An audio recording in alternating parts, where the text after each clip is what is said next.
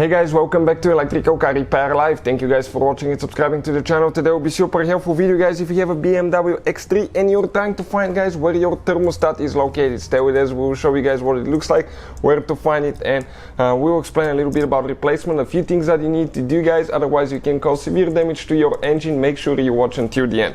Before we start guys, let me introduce you to the channel.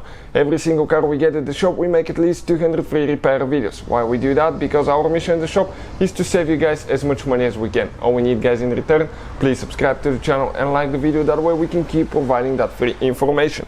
If you guys need to buy a new thermostat, BMW approved coolant, parts, tools, we'll share the links in the description of the video below for your convenience, so please check it out. Let me show you what we have here now. This is guys actually the N52 engine. This is 6-cylinder N52 engine that can be found in BMW X3. The earlier generation X3 2003-2004 year I think was maybe even 2005 used to have the M54 engine, which the M54 engine guys was actually had a water pump driven by the serpentine belt, and thermostat was really easy to replace, but on that engine it's a little bit hidden. Before we start, let me guys show you something. We have our main channel, it's called Auto Repair guys. Okay, right there, and we have helped more than 69 million people guys, so we'll be taking that engine completely apart. We'll have so helpful information there, so please guys check it out. We'll have quite helpful information that can save you thousands of dollars.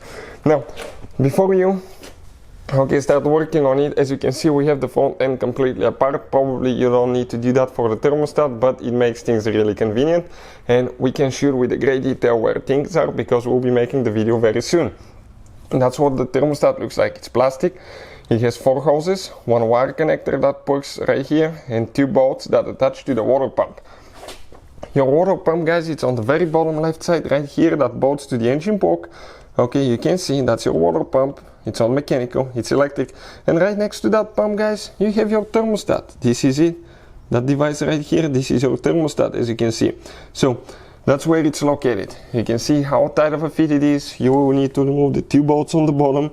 That's why guys, with removed front end, we can show you all that great detail. The 2 hoses are right here. You can see those are super easy to access, by the way, this one and this one here. But what about this here? You can see they're all the way on the back side, so that will be a little bit more inconvenient. But we'll have guys, videos on all that coming very soon.